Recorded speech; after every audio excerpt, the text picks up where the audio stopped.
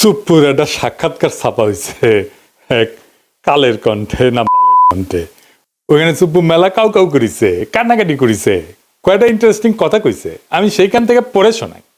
আমি নির্দ্বিধায় বলতে পারি ওই কঠিন সময়েও বিএনপির শীর্ষ নেতৃত্ব আমার পাশে ছিলেন। তারা তখনও সংবিধানের ধারাবাহিকতা অক্ষুণ্ণ রাখার বিষয়টি আমার কাছে স্পষ্ট ভাষায় ব্যক্ত করেছেন।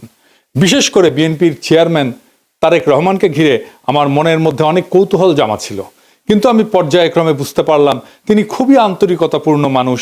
হি ওয়াজ সো কর্ডিয়াল। আমার দুঃসময়ে বিএনপির সহযোগিতা শতভাগ ছিল। সুপ্পু খুব পরিষ্কার করে বলছে যে বিএনপি তারে রক্ষা করছে। কোন সুপ্পুকে? সেই সুপ্পুকে যে তার নিজের পরিচয় নিজেই দিচ্ছে। শোনেন তার নিজের ক্রেডেনশিয়াল। আমি রাজনীতির এমন কোন অঙ্গন নাই যা আমি ছুঁয়ে যাই নাই।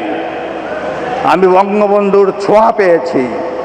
আমি আমার জীবদ্দশায় পরপর 6 বার বঙ্গবন্ধুর দেখা পেয়েছি। বঙ্গবন্ধু আমাকে নাম ধরে ডেকেছেন, এই চুপ্পু তুই এদিক আয়, এই চুপ্পু তুই মাঠে আয়। আমি বঙ্গবন্ধুর 6 দফার ভাষণ শুনেছি। আব্দুর রব বগা মিয়ার বাড়িতে আমি গিয়েছি, আমার প্রতিবেশী। ওখানে আমি দুপুরে ভাত খেয়েছি বঙ্গবন্ধুর সাথে। শুনিছেন কি বিশাল ক্রেডেনশিয়াল? মানে কার সাথে কই ভাত খেয়েছে সেটাও তার বড় যোগ্যতা। সোহরাওয়ার্দীর বডিগার্ড তারে কয়বার সুপ্পুকে ডাকছে সেটা তার বড় যোগ্যতা। তো এইটি শেষ না, তারে কেন কাঁঠাল রানী পছন্দ করতো, কেন দয়া করতো, সেটা তার মুখ থেকে শুনেন। সে যে ছাত্রলীগ করতো সেটাও শুনেন। আমি যখন বঙ্গবন্ধুকে উপস্থাপন করেছি, স্বাধীনতার যুদ্ধকে উপস্থাপন করেছি আমার বক্তৃতায় জজদের সম্মুখে, তখন উনি আমাকে জিজ্ঞেস করেছিলেন, তুমি কি রাজনীতি আপনি কি রাজনীতি করতেন? আমি বললাম, জি মাননীয় প্রধানমন্ত্রী, আমি ছাত্রলীগ করতাম। তখন তিনি একটি নাম উচ্চারণ করে আমাকে বলছিলেন, সে তোমার সিনিয়র? আমি তখন বললাম, মাননীয় প্রধানমন্ত্রী, সে আমার 10 বছরের জুনিয়র। উনি যাকে সিনিয়র লিডার মনে করতেন তারও আমি 10 বছরের সিনিয়র। এটা শুনে উনি অনেকটা আমার প্রতি তার দয়ার সাগর হাত বাড়িয়ে দিলেন। শুনেছেন, ফাইনালি তার মনে বড় দুষ্ক ছিল। সেটা জানেন তার দুষ্ক কি ছিল? আমার মনে বড় দুষ্কু, ও দুষ্কু আমার মনে রে। কি দুষ্কু সুপ্পু তোমার মনে? ওর মুখেই শুনেন। গত 3 মাস ধরে মাননীয় প্রধানমন্ত্রীকে সালাম করতে গেলে উনি আমার সালাম নিতেন না। তা আমি দেখতাম যে ওনার চরণের ধুলো আমি পাই না।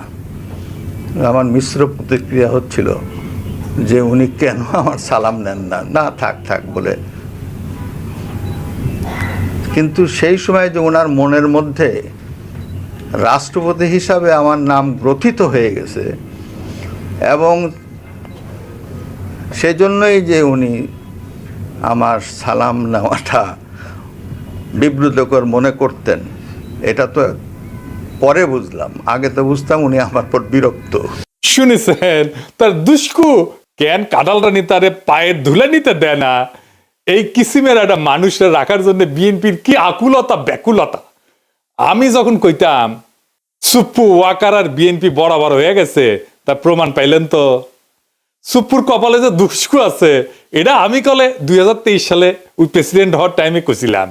শুনেন, হাসিনা নিজেও জানে সে নির্বাচনের সময় ক্ষমতায় থাকতেছে না, তাই তার একখান হিসু করে প্যান্ট না ভিজানো প্রেসিডেন্ট দরকার। সেজন্যই সুপ্পু। তাই সুপ্পু না সুপ্পু হইল প্রেসিডেন্ট, কিছু আসে যায় না। এই সুপ্পু যতই অনুগত হোক, একটা ফেয়ার নির্বাচনের পরে নেক্সট সরকার প্রথম যে অধিবেশনে বসবে, সেই অধিবেশনে যে বক্তৃতা দেবে না সুপ্পু, সেটার আইন অনুসারে বিজয়ী দল যেভাবে লিখে দেবে সেভাবে পড়তে সুপ্পু বাধ্য হবে। তারপরে কিন্তু বিজয়ী দল ইমপিচ করতে পারবে। সুপ্পুরে ইমপিচ করার মতো মেলা জিনিস আছে কিন্তু বিরোধী দলের হাতে। সুপ্পুর কপালে আগের দুঃখ আছে, হাসিনা বুঝবে, আয়রে কি শখ কইরা আমি বানাইছিলাম প্রেসিডেন্ট, সে এখন আমার গালি দিতেছে সংসদে দাঁড়ায়। তা আজ দেখলাম খুব হাসতেছে সুপ্পু।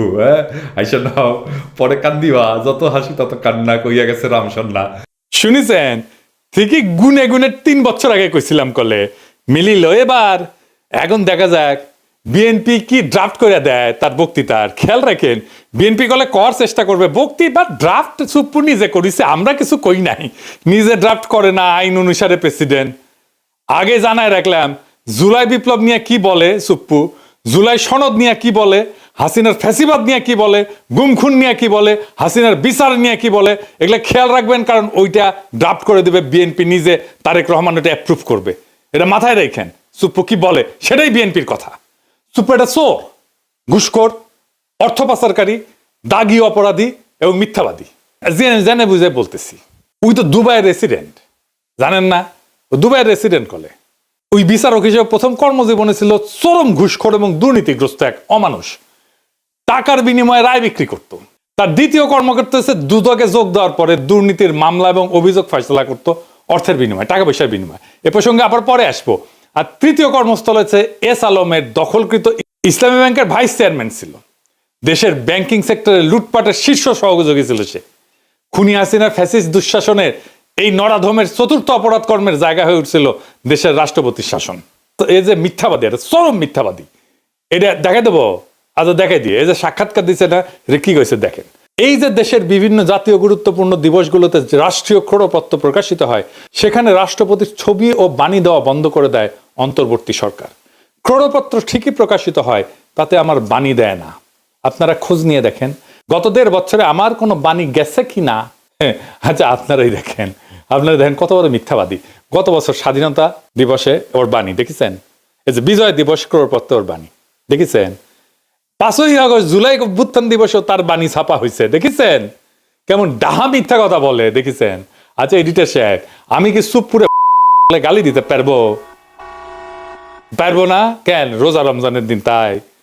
ও আচ্ছা ঠিক আছে, আপনার কথা মেনে নিলাম, সুপ্পুরে গালি দিলাম না। এবার আসেন, কাটারানি আমগের দেশে প্রেসিডেন্ট বানিয়েছিল কোন কিসিমের মালকে, আর বিএনপি যার প্রেমে দেওয়ানা সে কেমন মাল সেটা আমরা দেখি। সুপ্পু 71 সালে মুজিব বাহিনীতে জয়েন দেয়, ওই তারপরে ইন্ডিয়ার দেরাদুনে ট্রেনিং করে। এই ট্রেনিং এর বন্দোবস্ত করে কে জানেন? ভারতীয় গোয়েন্দা বাহিনী রয়ের জেনারেল উবান, সে ছিল ট্রেনার। মুজিব বাহিনীর উদ্দেশ্য ছিল স্বাধীনতা যুদ্ধকালে বাংলাদেশে যে বিপ্লবী যুব সমাজের উত্থান হয়েছে তারে খতম করা, মানে বামপন্থীদের খতম করা। এই উদ্দেশ্যে স্বাধীনতার পর রক্ষী বাহিনী গঠন করা হয় এবং তারা কিন্তু 30,000 যুবককে হত্যা করে সে সময় মুজিবের আমলে, শহীদ বডিগার্ডের আমলে। এই রক্ষী বাহিনী তৈরি হয় মুজিব বাহিনীর সদস্যদের দিয়া, মানে সুপ্পুর ভাই ব্রাদারদের দিয়া। সেই রক্ষী বাহিনীকে জিয়াউর রহমান আর্মিতে আত্মীকৃত করে সোহরাওয়ার্দী বডিগার্ড জয় বাংলা হয়ে যাওয়ার পরে। জিয়ার আমলে যতগুলা মিলিটারি কু হয়েছে সেগুলোতে রক্ষী বাহিনী থেকে আসা লোকজন যুক্ত ছিল। জিয়া যে লাস্ট কুতে মারা যায় সেখানেও রক্ষী বাহিনী থেকে আসা অফিসার ছিল কিলিং স্কোয়াডে, যে জিয়াকে খুন করেছে। এটা খালেদা জিয়া ঠিকই বুঝেছিলেন, তাই তিনি কইছিলেন যে সাপকে বিশ্বাস করা যায় কিন্তু আওয়ামী লীগকে বিশ্বাস করা যায় না। যার মধ্যে আওয়ামী লীগের বিন্দু মাত্র জিনিস আছে, চিহ্ন আছে, তারে বিশ্বাস করা যায় না। শুনেন, সাপকেও বিশ্বাস করা যায় কিন্তু আওয়ামী লীগকে বিশ্বাস করা যায় না। আওয়ামী লীগ নিজের স্বার্থের জন্য দেশটাকে পর্যন্ত বিক্রি করে দিয়ে ক্ষমতায় থাকতে চাইবে, লেখচির মতো তার হয়েছে। কাজে এই আওয়ামী লীগকে বিশ্বাস করেন না। শুনেছেন? আর এখন সেই জিয়া এবং খালেদা জিয়ার পুত্র তারেক রহমানের আওয়ামী লীগ ছাড়া চলেই না। হ্যাঁ, যাই হোক, সুপ্পুতে ফিরে আসি। 72 সালে সুপ্পু পাবনার এডওয়ার্ড কলেজ থেকে বিএসসি পাশ করে। ওই পরীক্ষাটা ছিল নকলের জন্য বিখ্যাত, একেবারে আপনারা সবাই জানেন, মুরব্বীদের জিজ্ঞেস করেন, সব কটা নকল করে পাশ করেছে। 75 সালে সে পাবনার আমিনউদ্দিন আইন কলেজ থেকে LLB ডিগ্রি পায়, মাশাআল্লাহ। 82 সালে সে BCS বিচার ক্যাডারে যোগ দেয়, একটা স্পেশাল ক্যাডার সার্ভিস হয়েছিল। পরবর্তীতে জেলা জজ হিসেবে দায়িত্ব পালন করে। এই হইল দিয়া তার বিদ্যা অভিজ্ঞতার দৌড়। আগে যারা বিচার বিভাগ থেকে রাষ্ট্রপতি হয়েছিলেন তাদের শিক্ষা জীবনের সঙ্গে এই নকল বা সুপ্পুর তুলনা করলে লজ্জায় মাটিতে মিশা যাওয়া ছাড়া আর কোনো উপায় থাকে না। সে বিচারপতি আবু সাইদ চৌধুরী থেকে বিচারপতি শাহাবুদ্দিন আহমেদ পর্যন্ত সকলেই ছিলেন হাইকোর্ট সুপ্রিম কোর্টের বিচারপতি, কেউ কেউ ছিলেন প্রধান বিচারপতি। আর কাঁঠাল রানী উপসচিব পর্যায়ে অবসরপ্রাপ্ত এক দুর্নীতিগ্রস্ত বিচারপতিরে বাংলাদেশের সর্বোচ্চ পদে নিয়োগ দিছিল। এই কইরা পদটার যে কি পরিমাণে অবমূল্যায়ন হয়েছিল সেটা আমাদের ধারণারও বাইরে। দেখেছেন তো কেমন মিছা কথা বলে, চোখে চোখে মিছা কথা বলে। এটা বাংলাদেশের রাষ্ট্রপতি। এরকম একটা মিছা কথা বললে তো মিডিয়াতে হইচই পড়ে যেত দুনিয়ার যে কোনো সভ্য দেশে। কিছু হয়েছে? এরকম একটা মিছা কথা বলছে। 2001 সালে নির্বাচনে পরাজিত হওয়ার পরে আওয়ামী লীগ অভিযোগ করে যে বিএনপি, আওয়ামী লীগ এবং সহযোগী সংগঠনগুলোর নেতাকর্মীদের উপরে হামলা করিচ্ছে। পরবর্তীতে আওয়ামী লীগ যখন ক্ষমতায় আসে 2008 সালে, তখন ওই অভিযোগ তদন্তের একটা কমিশন গঠন করে। সেটার প্রধান হিসেবে শাহাবুদ্দিন সুপ্পুরে নিয়োগ দিছিল কাঁঠাল রানী হাসিনা। সে বিএনপির বিরুদ্ধে তদন্ত করেছিল, তদন্ত রিপোর্ট দিছিল। হাসিনা কত ঘনিষ্ঠ, কতখানি ডিপেন্ড করতো দেখেন। তার উপরে ডিপেন্ড করিচ্ছে তারেক রহমান, দেখেছেন? 2011 সালে হাসিনা সুপ্পুকে দুর্নীতি দমন কমিশনের কমিশনার হিসেবে নিয়োগ দেয়। ওইখানে তার প্রধান কাজ ছিল পদ্মা সেতুতে যে বিশ্ব ব্যাংক দুর্নীতির অভিযোগ উত্থাপন করছিল না, সেটা তদন্ত করা। আশ্চর্য হওয়ার কিছু নাই যে হাসিনার পদলেই সুপ্পু তথাকথিত তদন্ত শেষে দাবি করে বিশ্ব ব্যাংকের অভিযোগ মিথ্যা। এটা নিয়ে আবার সে গব্বও করেছিল। এই ভূমিকার কারণে সে হাসিনার আস্থা এবং বিশ্বাস অর্জন করে। 2011 থেকে 2016 সাল পর্যন্ত যে দুর্নীতি দমন কমিশনের কমিশনার ছিল, ওই সময় বাংলাদেশের দুর্নীতির এত ব্যাপক বিস্তার ঘটে যে হাসিনার পুরা শাসন আমলে $234 বিলিয়ন বিদেশে পাচার হয়ে যায়। সুপ্পু এবং তার দুর্নীতি দমন কমিশনের সহকর্মীরা এই অভূতপূর্ব দুর্নীতির ঢাল হিসেবে ব্যবহৃত হয়েছিল। বুঝিস? বাংলাদেশ থেকে যে পাচার হয়ে গেছে অর্থ, সেইটা ঢাল ছিল এই সুপ্পু। পরবর্তীতে সুপ্পু এস আলমের মালিকানাধীন ইসলামী ব্যাংকের ভাইস চেয়ারম্যান পদে চাকরি নেয়। প্রেসিডেন্ট পদে মনোনয়ন পাওয়ার আগ পর্যন্ত এই পদেই চাকরি করত। আদানি যেমন মোদির ক্যাশিয়ার, যেমন এস আলমও কাঁঠাল রানী হাসিনার ক্যাশিয়ার। জানেন তো এটা? শাহাবুদ্দিন সুপ্পুর নজরদারিতে ইসলামী ব্যাংক জয় বাংলা হয়ে যায়। এবং এস আলমের সাথে আমাদের শিলং সালাউদ্দিনের একটা গুটু আছে, জানেন তো? এই জন্য এইটাই হইতেছে আসল ব্যাপার, বুঝিসাও? তার সাথে কেন বিএনপির এত সম্পর্ক? এই যে কালের কণ্ঠে সাক্ষাৎকার নিল, ওই একই বসুন্ধরা গ্রুপের দৈনিক বাংলাদেশ প্রতিদিনে 2023 সালের 12 ডিসেম্বরের লেখা লিখেছিল উপসম্পাদক হিসেবে। এসুপু কেন 2024 সালে হাসিনা জরুরি, কেন হাসিনা ক্ষমতা টানতে হবে, সেটা লিখেছে। সে কইছে 2001 থেকে 2006 সাল পর্যন্ত তৎকালীন বিএনপি জামাত সরকারের দুঃশাসন এবং পরবর্তীতে তথাকথিত তত্ত্বাবধায়ক সরকারের কর্তৃত্বে দেশের সমাজ, অর্থনীতি ও রাজনীতিতে যখন অন্ধকার নেমে এসেছিল, ঠিক তখনই প্রায় 3/4 মানুষের সমর্থন নিয়ে ত্রাণকর্তার ভূমিকা অবতীর্ণ হয়েছিলেন বঙ্গবন্ধু কন্যা সে দেশরত্ন শেখ হাসিনা। 21 শতকে বাংলাদেশের ঘুরে দাঁড়ানো মূলত সেইখান থেকেই শুরু। না না, এটি শেষ না, আরো আছে, আরো আছে, রান্নাঘরে আরো আছে। সে তারেক রহমান খালেদা জিয়ার নিয়ে কি বলেছিল, আসেন সেটা ওর পড়তেছি। সে খালেদা জিয়া তারেক রহমানকে নিয়ে কইছিল, সভা সমাবেশে আওয়ামী লীগ বিএনপি হাক ডাক যাই হোক, নির্বাচন নিয়ে নিকট অতীতের সবচেয়ে সুন্দর মন্তব্যটি করেছেন আওয়ামী লীগ সভানেত্রী প্রধানমন্ত্রী শেখ হাসিনা। তার ভাষায়, দেশের মানুষ বিএনপির সময় কি পেয়েছে আর আওয়ামী লীগের সময় কি পেয়েছে সেটার তুলনা করতে হবে। জনগণ কাকে ভোট দেবে, আওয়ামী লীগের বাইরে আর কে আছে? কারা, কেন, কি কারণে, কোন সুখের স্বপ্নে, কোন আশায় বিএনপিকে ভোট দেবে? ভোটের হিসাব নিকাশ যদি বাদও দেওয়া হয় এবং বিএনপি দ্বাদশ জাতীয় সংসদ নির্বাচনে অংশও নেয়, তাহলে তাদের দলের প্রতিনিধিত্ব করবেন কে? একদিকে একজন এতিমের টাকা আত্মসাৎ করে দুর্নীতির দায়ে সাজাপ্রাপ্ত, মানে খালেদা জিয়ার কথা কইছে, অন্যজন 21শে আগস্ট গ্রেনেড হামলা, 10 ট্রাক অস্ত্র মামলার সাজাপ্রাপ্ত আসামি হয়ে দেশান্তরে। সম্প্রতি তার বিরুদ্ধে গ্রেপ্তারি পরোয়ানাও জারি হয়েছে। দেখিস কি প্রেম! তারেক রহমান তো প্রেমের দেওয়ানা সুপ্পুর, কিন্তু সুপ্পুর কেমন প্রেম সেটা দেখিস। বড় প্রেম তো কাছেও টানে না, দূরেও ঠেলিয়া দেয়। এই সুপ্পুরে নিয়ে প্রেম কেন বিএনপির এত? আমরা যখন সুপ্পুর অপসারণ চাইতেছি, সেই টাইমে তারেক রহমানের সাথে আমার একটা মিটিং হয় জুমে। আমি তারেক রহমানকে বলছিলাম যে সরাসরি আপনারা তো সুপ্পুকে ডিফেন্ড করতেছেন, কেন করতেছেন? তো উনি বলছিলেন, দেখেন দাদা, উনি আমাদের দাদা বলেই ডাকতেন, আপনি যেমন দেশে ফিরতে চান, আমিও ফিরতে চাই, আমার মেয়েটাও দেশে ফিরতে চায়, ও ছোটবেলায় চলে আসছে। প্রেসিডেন্ট অপসারিত হলে আমার সেই দেশে ফেরাটা ঝুঁকিতে পড়বে। আমি অন রেকর্ড বলতেছি, এই কথাই উনি আমাকে বলছিলেন। আমি বললাম যে আমি তো বুঝলাম না, আমি ওনারে ভাইয়া বলি, আমি তো বুঝলাম না, মানে আপনার কেন দেশে আছে ঝুঁকিতে পড়বে? তাই আবারও জিজ্ঞেস করলাম যে আমি যখন বুঝলাম না দেশে ফেরাটা কেন ঝুঁকিতে পড়বে, উনি বললেন যে বিস্তারিত বলবো না দাদা, কিন্তু আমি কনভিন্স যে এটাতে সমস্যা হবে। তো সমস্যাটা কি? সমস্যা হচ্ছে যে দেশ বদলায় যাইতেছিল, দেশটাকে আগের অবস্থায় ফিরে নিতে হবে। সেই আগের বন্দোবস্তে দেশ সেই আগের বন্দোবস্তে ফিরে যাইতেছে। আওয়ামী লীগের অফিস খুলতেছে, ইনকিলাব আজাদি, এই সমস্ত শব্দ নিয়ে বিএনপির নেতার মধ্যে দেশ চুলকানি শুরু হয়েছে। ফুন্দের আলো দিল্লি স্টার আবার আগের চেয়ারে ফিরে এসেছে, এমনকি তারা লেখা ছাপাইতেছে ইনকিলাব আজাদি কেন আমাদের বলা উচিত না। এই নিয়ে যে ইনকিলাব জিন্দাবাদ স্লোগান বিএনপি নিজে দিছে, সে বিএনপি এখন সেটারে ডিজোন করতেছে।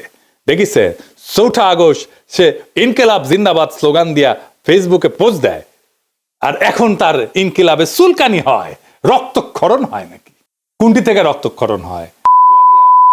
এত কিছু হইতেছে, আওয়ামী লীগের সাথে বিএনপির যোগাযোগের মাধ্যমকে সুপ্পুই ছিল মিডিয়াম অফ কমিউনিকেশন। সেই বাংলাদেশি ইন্ডিয়ান এস্টাবলিশমেন্টের সবচেয়ে বিশ্বস্ত লোক, তাই তাকে দরকার ছিল বিএনপির। বাংলাদেশে মুজিব বাহিনী হইতেছে ইন্ডিয়ার সবচেয়ে বড় স্ট্র্যাটেজিক অ্যাসেট। সুপ্পু মুজিব বাহিনীর সদস্য হিসেবে ইন্ডিয়ার সবচেয়ে বড় স্ট্র্যাটেজিক অ্যাসেট, এবং তার মাধ্যমে এই সমস্ত ঘুটু হয়েছে। কারণ একটাই, সে পুরনো বন্দোবস্ত, পুরনো লুটপাটের জামানা আবার ফিরে আসতেছে। ওটা ফিরে আনাটাই ছিল আসলে বাংলার লুথার কিং এর প্ল্যান। এই কথাটা খুব স্পষ্টভাবে হাদি বলছিল। প্রফেসর ইউনূসের সরকার আর বিএনপি কেমনে জুলাইয়ের সাথে গাদ্দারির রাস্তা তৈরি করছিল, শোনেন। আমি আপনাদেরকে বলে রাখি, যদি আওয়ামী লীগ কোনোদিন এই গণহত্যাকারীরা দেশে ফিরে আসতে চায় বা আসার কোনো অবস্থাও তৈরি হয়, তার দুইটা দায় সমানকে, দুইজনকে নিতে হবে। রাজনৈতিক দল হিসেবে সবার আগে তার দায় নিতে হবে বিএনপিকে। বিএনপির এই ব্লান্ডারের কারণে এই দেশে আওয়ামী লীগ আসার পরিস্থিতি তৈরি হবে। আর দ্বিতীয়ত, এই সুশীল এনজিওবাদী সরকার যে না পুলিশ সংস্কার করে, সে না পুলিশ নিয়োগ দেয়, না গ্রেপ্তার করে, না সে রুল করে, না সে কুইট করে, সে কিচ্ছু করে না, সে শুধু ফেসবুকে পোস্ট দেয়। শুনেছেন তো, এবার বুঝেছেন তো কেন হাদিরে মরতে হয়, কেন হাদিরে শহীদ হইতে হয়, বুঝেছেন? বিপ্লব এভাবে ব্যাহত হইয়া যায়। এখন প্রশ্ন করতে পারেন, আমরা কি এতদিন মিসাইল লড়াই করলাম? এত ছাত্র জনতা কি হুদাই জীবন দিল, রক্ত দিল? পৃথিবীতে কোনো রক্তই বৃথা যায় না, কোনো হাহাকার, কোনো কান্না চাপা পড়ে না। মজলুমের আর্তনাদ কোনোদিন বাতাসে মিশে যায় না, মজলুমের আর্তনাদ কোনোদিন পাথরের নিচে চাপা পড়ে থাকে না। 24-এর বর্ষা বিপ্লব একটা পুরা জেনারেশনকে পাল্টাই দিছে, তার মন মানসিকতা, তার চেতনাকে পাল্টাই দিছে। এই বদলটা বাংলাদেশের চেতনা থেকে কোনোদিন মুছে যাবে না। জুলাইয়ের সাথে গাদ্দারি করে বাংলাদেশে কেউ ক্ষমতায় থাকতে পারবে না, বিএনপিও না। কারণ জুলাই জিন্দা আছে, বিপ্লব জিন্দা আছে, শহীদেরা জিন্দা আছে। জুলাইয়ের সাথে গাদ্দারি করলে আবারও রাস্তায় নেমে আসবে আরো একবার সেই রুহানি প্লাবন, বাতিল রে ভাষায় নিয়ে যাবে আরো একবার। সেই দিন আমরা নিশ্চিত করব ফ্যাসিবাদের পুরনো বন্দোবস্তের সবকিছুকে আমরা সেই রুহানি প্লাবনের সাথে ভাষায় দেশটার জঞ্জাল সাফ করব। সেটাই আমাদের আজাদি। আজাদি জিন্দাবাদ, ইনকিলাব জিন্দাবাদ।